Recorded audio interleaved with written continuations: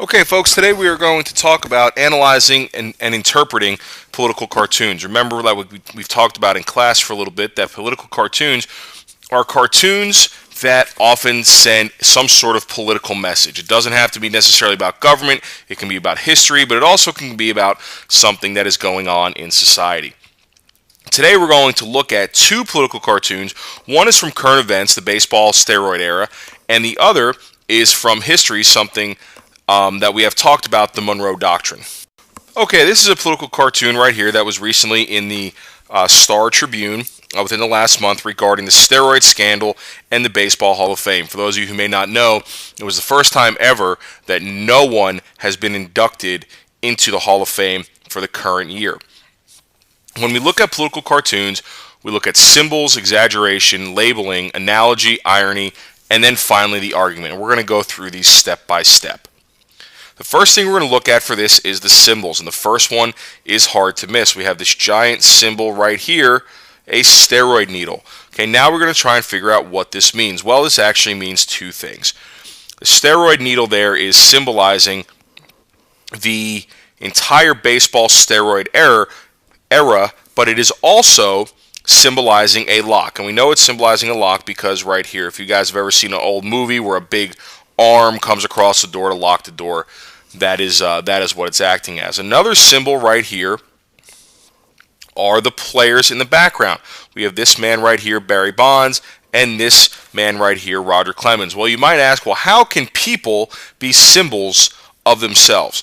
Well, they aren't really symbols of themselves here. They are symbols of not only themselves, but all the players that have been banned from the Hall of Fame because of their implications in the use of steroids. They don't just represent themselves here, they represent all of those players, all of the players in the steroid era. The next thing we're going to look at is exaggeration. Exaggeration is when things are presented as larger than they might actually be in order to make a point. Well, the first thing that is exaggerated is right in front of us right here, and that is the steroid needles. Steroid needles aren't that big. They're usually not big enough to move. They're to block an entire door. That is exaggeration, but to show that the steroid era was a huge deal. The next thing we're going to look at is labeling. Labeling is relatively simple. It's what are the labels. We have a couple right here. We know these are steroids. We know this is Barry Bonds. We know this is Roger Clemens, although the fact who those guys are aren't important more than who they represent. And we have the Baseball Hall of Fame. We know where they are and what they're trying to get into and what they are locked out of. Okay, the next thing we're going to look at is irony. Irony is the difference in the way things are and the way things should be. Okay, here it depends on your point of view, but it can be ironic that Roger Clemens and Barry Bonds, the best pitcher and the best hitter possibly in the history of baseball, are locked out of the Hall of Fame because of steroids.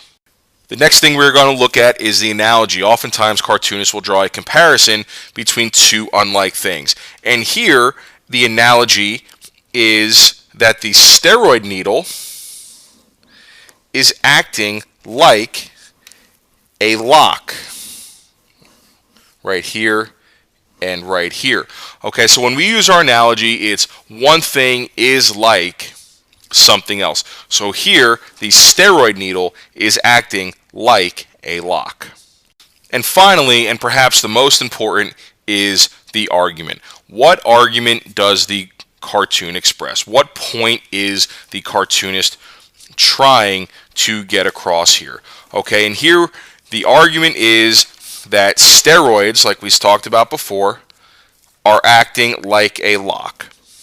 Now, the best way to start your argument is to take your analogy. The steroids are acting like a lock, and then put because at the end of it. The steroids are acting like a lock because people who took steroids, such as Barry Bonds and Roger Clemens, are not being let into the Baseball Hall of Fame. They're being locked out of the Baseball Hall of Fame because of the steroids that they took. And that is how you analyze a political cartoon. That is a current day political cartoon. Next, we will be doing a older political cartoon from World War I. Okay, this is a political cartoon from 1914.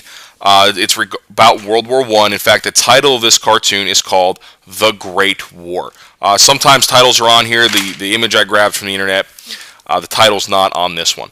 But let's go through it all again. Okay, let's start with symbols. What are the symbols that you see? Well, we have a couple right here. You see this big thing right here? That is a wall. Is there really a wall going all around the United States? No. No, there is not. So what is the wall symbolizing? It tells us right here. It is symbolizing the Monroe Doctrine. Okay, so this is an example of when symbolism and labeling can go together. What else? What other symbols do we have? Well, see this right here? Okay, that is the world on fire. Is the world actually on fire? No, it is not. We all know that. So what does this symbolize? Well, this label tells us it symbolizes war. So again, there is a time when symbols and labels go hand in hand.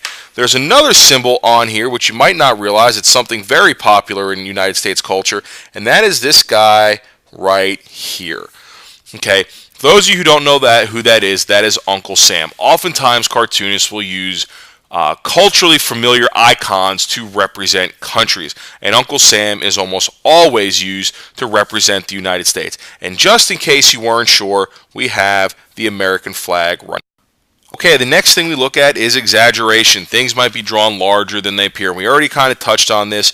This giant wall right here, there is not actually a giant wall around the United States or around the Western Hemisphere. The Monroe Doctrine isn't actually a giant wall. It is being exaggerated. Labeling we already touched on, so let's skip right to analogy. Cartoonists will oftentimes draw a comparison between two unlike things. So what is the analogy here? Okay, we have the Monroe Doctrine is like a wall around the United States. Okay, look, so just in case you didn't see it, the Monroe Doctrine right here is like a giant wall, which is right here, that is protecting the entire Western Hemisphere. Okay, right there. And the last thing we have to do is the argument. Remember, the argument is usually the analogy because. So the analogy in this case is the Monroe Doctrine is like a giant wall around the Western Hemisphere. Okay, and then add because. The Monroe Doctrine right here is like a wall protecting the Western Hemisphere from the fire or from this war, which is World War I, because the United States will not get involved in World War I because that is what the Monroe Doctrine tells us. Okay, and that is how you analyze political cartoons. If you have any other questions on this, please come to see me in class.